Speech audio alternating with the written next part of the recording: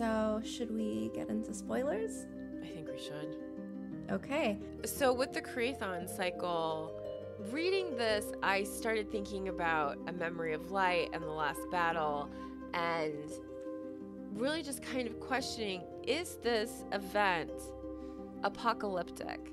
Because in a lot of ways, The Last Battle feels somewhat isolated.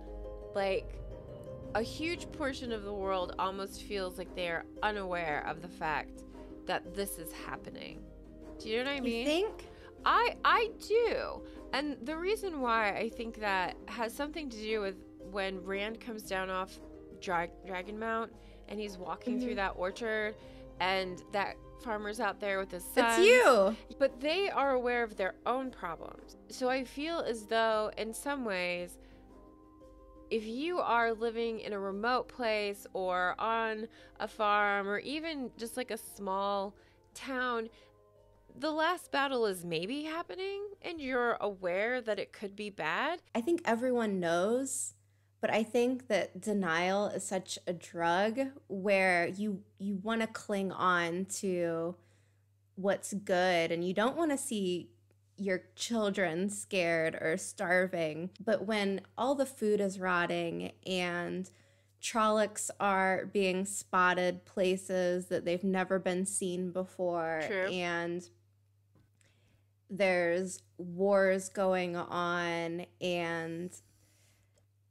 just an example is when Saidin is cleansed, like everyone feels it who can channel. There are so many weird things going on and bubbles of evil. Like, people have to know. And word travels, I feel like, mostly by mouth in this world. Like, we don't have a newspaper, you know? Right. There's no fast form of communication. Yeah, like the peddler shows up and that's how when you pigeons. learn, like, yeah. Pigeons and peddlers. Pigeons and peddlers. That's the postal service. Pigeons and peddlers postal service of the Wheel of Time. That's what it is. Ooh, I like this. If your neighbor says, hey, like, I heard from old man Joe down the street who just came back from trading his apples in Andor, that there was a war over here and Trollocs attacking over there. Like, people hear this and then they write it off most of the time. Like, no, like, this is just gossip. This is just rumors. Like, don't listen to that. But at some point, you have to be like, well. I think awareness, yes. But when I think, like, apocalyptic, I don't know. I guess I think darker, maybe, even than what we get. Like, the last... Really? Yeah. Have I mentioned my tendency to be a bit macabre? Yeah, but I think of, like, places like Hinder's Tap, people being reborn. That's true. And respawned, I guess. It does feel a bit like a video game, doesn't it? Like, everyone's they just wake up in their beds. Yeah, and then at night, it's utter chaos. There's people getting trapped in, like, the ground at one point. Some weird crystal thing comes up and slices through a bunch of people. There's a lot of weird stuff going on. I feel like they've got to know. The time is now, and this is it. I don't know, like, maybe I'm delusional. Maybe I think, like, oh, if I saw something like this or I heard something like this, I would be like, nope, like, we got to get the heck out of here. Well, like, we're going to pack our stuff. We are going to, we're getting out. We're going somewhere safe. Yeah, like, that's actually why I ask. There are really terrible things constantly happening to people around the world. But when you're, like, safe and cozy in your house and you have all the things that you need, it's really easy to kind of forget or almost dismiss like the suffering and This things is that other true. people are experiencing. This is true. And for us, I mean, we have the internet. If there's an earthquake That's true too. in India, like we see about it right when we wake up. Yeah. You're onto something here because in this world, they don't have this instant knowledge of bad things going on. So it's easy to dismiss a random peddler, maybe. Yeah. Mm-hmm. Because, I mean, But often we need proof, and even sometimes when we get that proof, we still will look past it to see what we want to see. And that's being human.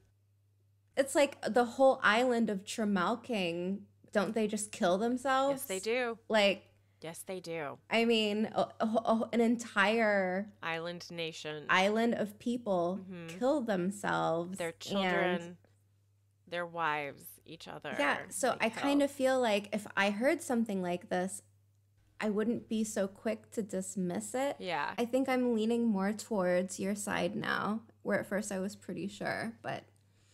It's like if you aren't actually It's not there, like a world... Yeah, it's not like one localized, place. Who knows? Oh, I love this. I love this. The next question I had on this was, did Rand really break the world with his coming? And I was at first like, no. And then I started thinking about it, and I was like, maybe? Him being who he is eventually is like what sets everything off. Yeah, yeah. Right? Like before his birth could happen, he broke the ruling system of Andor. And in order for his birth to happen where it needed to happen, there had to be the cutting down of the Avendasora exactly tree. And so there's nations literally burning because Rand's birth has to happen in a specific location, in a specific way, through a specific line of ancestors, which is fascinating. Where for me, I'm kind of like, I almost feel like it was just this stupid, dumb luck, which is essentially like what Taviran are in a way. So it's just kind of this like whole weird situation where it's like, is it planned? Was it forced? Was it luck? There are some people who are adamant like it is this because of this. And for me, I'm just like, I'm kind of just open to all of it. Same. Oh, the other thing I wanted to say, Bors notices that one of the three hologram boys has light blue eyes and says it could be the royal line of Andor. We've got a regular Sherlock Holmes on our hands, Tracy. Let's play the game called Who's That Dark Friend? Who's That Dark Friend? That's what that makes me think of when I read it. One of the, I think, easiest ones is the Shinaran soldier. Yeah. That it's Ingtar. Yeah. The High Lord of Tyr is Lord Wiramon. And then the two Aes Sedai is a little bit more tricky because there are so many. There are a bajillion Black Aja. Is that why it might be hard to figure out which two they could be? And I mean, that doesn't mean that there isn't an Aes Sedai there that we don't even know about. Yeah, who isn't wearing her ring. So, but I mean, I don't know who these Aes Sedai. It could be Leandrin, it could be Shiriam, it could be Varen, it could be Galena, it could be Alviaran. Like, it's just... There's so many. I hadn't thought about Varen being there. I don't know why she wasn't, like, one of the first ones that I thought of because, of course, she's my favorite. She's my favorite Shadowpal. She kind of has to be. I mean, she's kind of the most helpful one, I guess. Right? And all I can think is, like, Varen's black cloak has like a pocket for a notebook.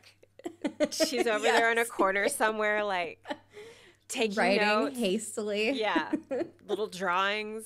You know what I mean? Balsamon, hold your pose, please. Right, exactly. Did you want flames in the eyes? I can do that. I don't know though. I kind of feel like Varen would be smart enough to take her ring off. I feel like taking off the Aes Sedai ring would probably be a better way of disguising yourself. Yeah. And it seems very in character with Varen because Mm-hmm. she's kind of like our double agent. Like, she doesn't Yeah. want people to know who she is or what she's doing, and with Mm-hmm. obviously good reason. It's a costume party. They're supposed to disguise themselves. Right? So there's Any no identifying reason. mark. Yeah. There's no You reason should. for her to leave it on. Yeah. Why didn't the sea folk person put gloves on to hide their tattoos? You know? Why did the tinker not change his pants? Right. Like, change your pants.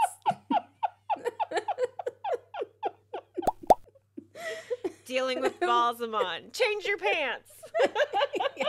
When dealing with Baalzamon. Yeah, there obviously was not like a really thorough invitation for this group on how to present themselves, but it's I really think it's interesting that you mentioned, why do they have to hide themselves? Why do they have to be secretive in this? That's one of the other things I think is really interesting. Is just like how distrusting they are of each other. And I mean, I don't really imagine that you become a dark friend based on, you know, friendship. Just a long-lasting friendships. I don't think we ever get confirmed who the Tinker is. I think that that's just something that I don't think the Tinker is ever confirmed as a character. I don't think the Sea Folk person is ever identified as a character. Like, I think maybe it's just mainly for us to be like, okay, even the most gentle of people can still. And it definitely puts out that you can't trust anyone because there are dark friends everywhere. That's the second title of Eye of the World. There are dark friends everywhere. You mean the Great Hunt? And that one too. It could be that for a whole bunch of them. Thinking about this gathering, there's 100 dark friends there, which is not an insignificant number of people. And they're also really only there by special invitation, if that makes sense. Do you think this was just a one-time event, or like they all go in, they're told what they need, and then they leave, and then another group comes in? Because that's why they're like, all right, go get your shit. It's like a shuffle system. Oh my God. So like, what if there were group multiple one, groups? Group two. Yeah. There's a Zamara out there with like an Excel spreadsheet trying to figure out where everyone goes, and this is the one time they remember to lose their mind. Oh my God. Oh my God. That's so, I hadn't thought about that, but I mean, because maybe they kind of like rush them along. Yeah. It's like, okay, I mean, at the same time, though, to give everyone their instructions individually may take a bit of time, but then you also just have that like, here, I don't have time to tell you everything. I'm just going to put it right in your brain moment between Balsamon and Bor. So maybe... And it kind of feels like when he's given these like flashes that it's like a montage almost. Like it hits him like boom, boom, boom. And then like you see this, feel that, think this, hear that, and then it's over. So I wonder how fast this whole process was. I think it might also depend on who Balsamon is giving the orders to, maybe. I don't know. Like, maybe if you're a low-level Pater type guy, he's just like, hey, good to see ya. I guess just generally be a dick in your little village. I don't know. Thanks for coming. Hope you had fun. Going back to Bors, who is Joachim Carradine, this guy is an inquisitor, or not inquisitor, a questioner. Yeah. I always assumed that the questioners just kind of found whoever they felt like guilty. Like, we just kind of like to torture. Yeah, yeah. So now I'm kind of getting a whole new view. I think they're more trying to task themselves with getting as much possible information out of someone before they kill them. Or maybe they deal in secrets. Maybe that's part of their business. So we've talked about maybe the White Cloaks have taxes and Amadisia, or maybe they're kind of like taking things from people, like, hey, we're here to help. By the way, like, give us some food. But maybe they're also dealing in secrets. And maybe this is kind of, like people that do this, what is it called? Insider trading, like stuff like that, where like maybe if they can torture information out of people, they know like ways to make more money or have more influence, Yes. And the thing about torture, I mean, I don't know. I would say great. Yeah. It's wonderful. I mean, it's on my calendar for every Sunday. Actually, it's every other Sunday. On the other Sundays, I go to Shadowpal for my updates. Yes. Because you do kind of have to wonder how a group like the White Cloaks comes about being able to do all of the things that they do. I mean, those uniforms are not cheap, I'm sure. Yeah, I mean, weapons, horses, like food for your horses, food for your army. Yep. Yeah, exactly. This is not cheap. Nope. So your question, do you want to do why is the Shadowpal covered in burns? Yeah, did Rand I think cook him last book? Barbecue style. But I mean, he's appearing as a vision. Like, he didn't think, like, I can look however I want in this vision. Yeah. I mean, later on. Maybe he thought the burns looked cool. Like, tough guy. It's his street cred showing. Yeah, like, fear me. And I mean, maybe this is how Ishamael has been able to touch the world that he has in so many different ways throughout the time since the Age of Legends and the age that we're in right now, is his ability to show up as a really creepy hologram thing. He sounds like the Crypt Keeper, like just like skin all gnarled.